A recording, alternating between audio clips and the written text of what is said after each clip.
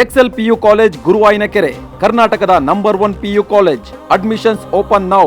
ಅಸಭ್ಯ video post ವಿರುದ್ಧ ಸಿಡಿದೆದ್ದಿದ್ದಾರೆ ನಟಿ ಸಪ್ತಮಿ ಗೌಡ. ಸೋಷಿಯಲ್ ಮೀಡಿಯಾದಲ್ಲಿ ಹರಿದಾಡ್ತಾ ಇರೋ ಅಂತ ಅಸಭ್ಯ ವಿಡಿಯೋ ಬಗ್ಗೆ ನಟಿ ಸಪ್ತಮಿ ಗೌಡ ಈಗ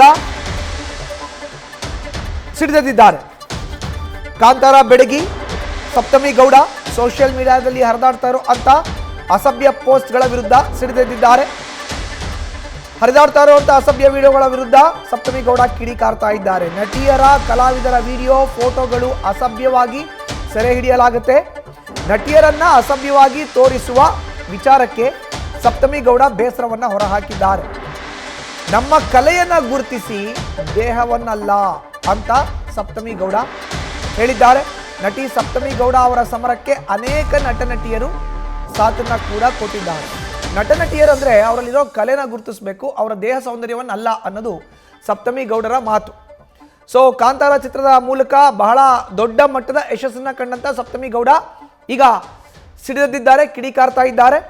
ಅಸಭ್ಯ ವಿಡಿಯೋಗಳು ಪೋಸ್ಟ್ ವಿರುದ್ಧ ಸಿಡಿದೆದ್ದಿದ್ದಾರೆ ನಟಿ ಸಪ್ತಮಿ ಗೌಡ.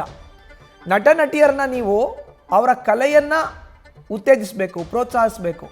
ಅದನ್ನ ಬಿಟ್ಟು ದೇಹ ಸೌಂದರ್ಯವನ್ನ ಅದ್ರ ಬಗ್ಗೆ ಮಾತಾಡೋದಲ್ಲ, ಅದ್ರ ಬಗ್ಗೆ ಕಾಮೆಂಟ್ ಮಾಡೋ ಅಂಥದ್ದಲ್ಲ ಅನ್ನೋದು ಅವರ ಮಾತು. ಯಾತಕ್ಕೋಸ್ಕರ ಇವರು ಈ ರೀತಿ ಹೇಳಿದ್ರು ಅಂದರೆ, ಸೋಷಿಯಲ್ ಮೀಡಿಯಾ ಹೆಸರಲ್ಲಿ ಪಾಪರಾಜಿಗಳ ಹಾವಳಿ ಹೆಚ್ಚಾಗಿದೆ. ನಟಿಯರ ದೇಹವನ್ನು ಕೆಟ್ಟದಾಗಿ ತೋರಿಸುವಂಥ ಚಾಳಿ ಹೆಚ್ಚಾಗ್ತಾ ಇದೆ. ಕೆಲ ಸೋಷಿಯಲ್ ಮೀಡಿಯಾ, ಡಿಜಿಟಲ್ ಮೀಡಿಯಾ ವಿರುದ್ಧ ನಟಿ ಕಿಡಿಕಾರಿದ್ದಾರೆ.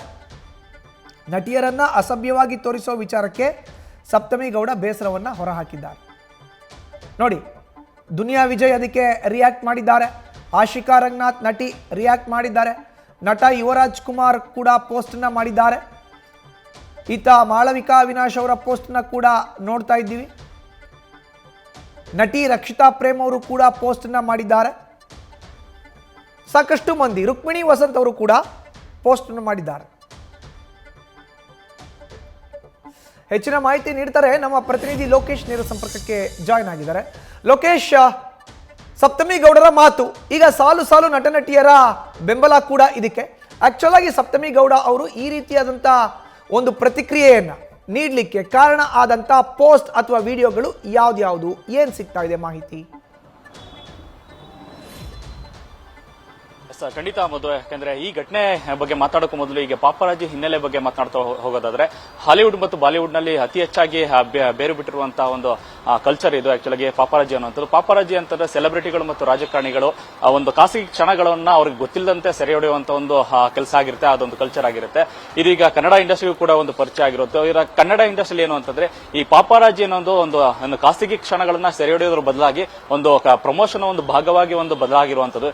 ಈಗ ಸಾಮಾನ್ಯವಾಗಿ ಪ್ರೆಸ್ ಗಳಾಗ್ಲಿ ಅಥವಾ ಸಿನಿಮಾ ಸಂದರ್ಭದಲ್ಲಿ, ಪ್ರಚಾರ ಸಂದರ್ಭದಲ್ಲಿ ಅವರನ್ನು ಕೂಡ ಇನ್ವೈಟ್ ಮಾಡುವಂತ ಸಂದರ್ಭಗಳು ಇದೆ. ಈ ಒಂದು ಸಂದರ್ಭದಲ್ಲಿ ಸಿನಿಮಾಗಳಿಗೆ ಸಂಬಂಧಪಟ್ಟಂತ ಕಂಟೆಂಟ್ಗಳ ಬದಲಾಗಿ ನಟಿಯರ ಖಾಸಗಿ ಅಂದ್ರೆ ಒಂದಷ್ಟು ಅಸಭ್ಯ ವಿಡಿಯೋಗಳನ್ನ ತೆಗೆಯುವಂತ ಕಲ್ಚರ್ ಇತ್ತೀಚೆಗೆ ಜಾಸ್ತಿ ಆಗ್ತಾ ಇರುವಂತದ್ದು ಒಂದಷ್ಟು ಪೇಜ್ಗಳಲ್ಲೂ.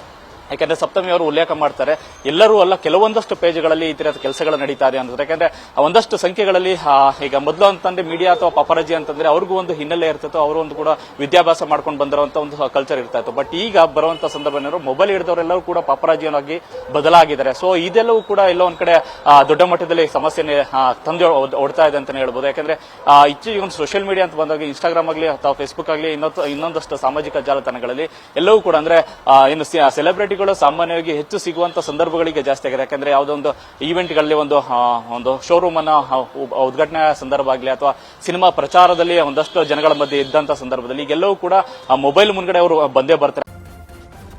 ನ್ಯೂಸ್ ಫಸ್ಟ್, ನಿರ್ಭೀತಿಯಿಂದ ನಿಮ್ಮ ಪರವಾಗಿ.